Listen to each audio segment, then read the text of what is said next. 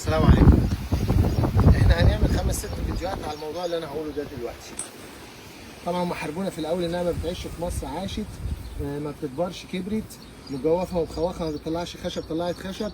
لا ده خشبها خفيف وضعيف وما بيتباعش، لا خشبها قوي ومتين وبيتباعوا ببوس الايد، واحنا ملتزمين نشتري لو مليون فدان، والناس ورانا زعلانه وعايزه.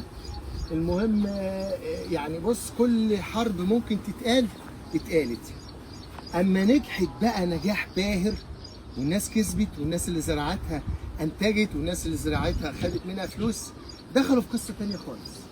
بيحاربوها بيئيا مع انها اسمها امبراطوره المنافع البيئيه. ازاي شجره اسمها امبراطوره المنافع البيئيا وتقول لي لا دي الشجره مش حلوه او مؤذيه؟ ازاي؟ امال ازاي اليابان اللي بيفهم احسن مني ومنك، انا اسف يعني، او بيهتم، بلاش بيفهم، بيهتم او بيدرس او ورا العلم او حاجات كتير جدا، هو اللي مسميها امبراطوره المنافع البيئيه.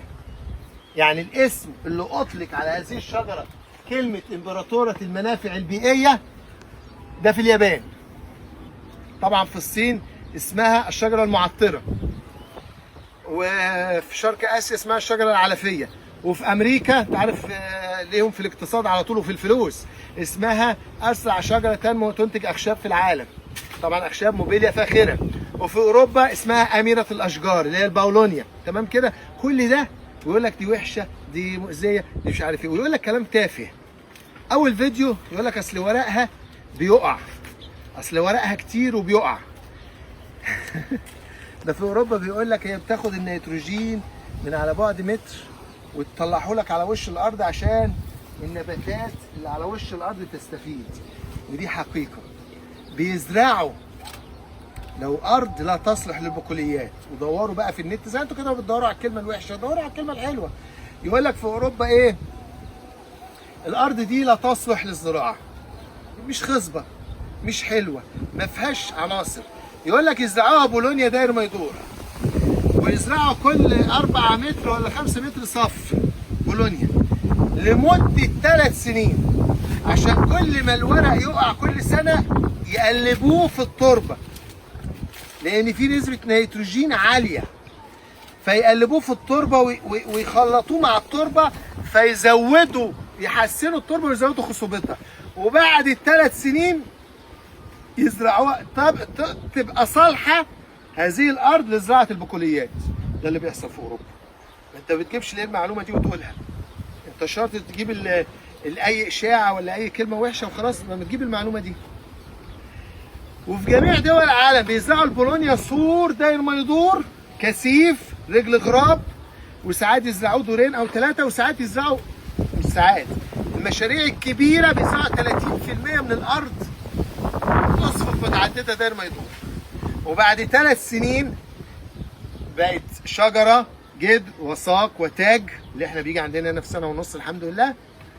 وبعد ال3 سنين دول وبقت شجر وبقى سور وبقى حامي الارض جوه وبقى في اصفف متعدده جوه، يبداوا يزرعوها بالمحاصيل الحقليه ان شاء الله. ما بتجيبش المعلومه دي وليه وتقولها؟ تمام؟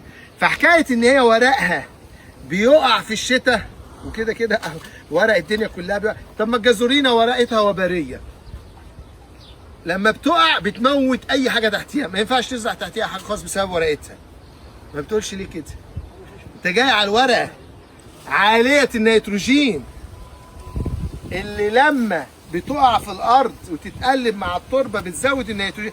ده انت طول السنه تحط سلفات نشادر في الارض عشان النيتروجين ووحدات الازوت، وفي الجو الحلو تحط يوريا، وفي عز الحر تحط نترات. شغال نيتروجين ليل نهار عشان الزرع يطلع.